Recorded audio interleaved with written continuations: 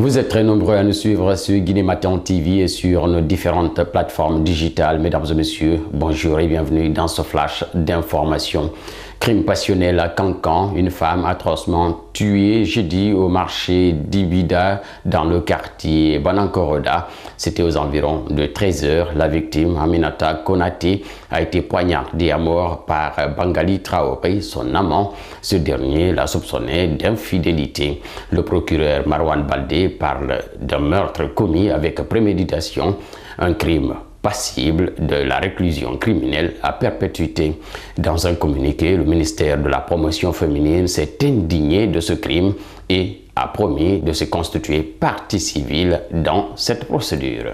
Un jeune âgé de 35 ans a perdu la vie dans un accident de la circulation survenu jeudi à Kuntia Mangueboui dans la commune de Sanoya. Ali Djoubaté, la victime, était sur une moto en direction du kilomètre 36. Il se serait heurté à un camion remorque, ce qui lui a fait perdre son équilibre et il est tombé. Le dit camion lui a finalement roulé dessus. C'était aux environs de 21 h.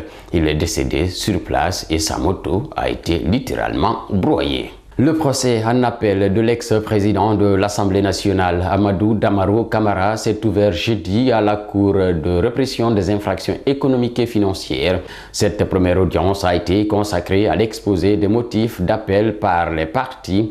Damaro Camara a été condamné en instance à 4 ans de prison pour détournement de deniers publics et corruption, une décision que ses avocats qualifient de ratée. Ils accusent aussi le juge d'instance d'avoir violé les dispositions des articles 5, 765 et 771 du Code de procédure pénale. Ils l'accusent aussi d'avoir volontairement dénaturé les faits dans ce dossier. Et pour finir, la ville de Kindia a été le théâtre de vives tensions jeudi soir et pour cause des bavures policières mal acceptées par des conducteurs de taxi-moto. Selon les témoignages, tout a commencé quand des agents des forces de l'ordre se sont mis à pourchasser un conducteur de taxi-moto qui roulait à contresens. Au cours de cette course-poursuite, les agents ont percuté un autre motard et au lieu de porter secours à la victime et de l'évacuer à l'hôpital, ces agents l'ont conduit au commissariat central de police, ce qui a irrité la corporation des conducteurs de taxi-moto. C'était tout pour ce flash d'information sur Guinée Matin TV. Merci d'avoir été des nôtres. Excellente journée à vous, où que vous soyez.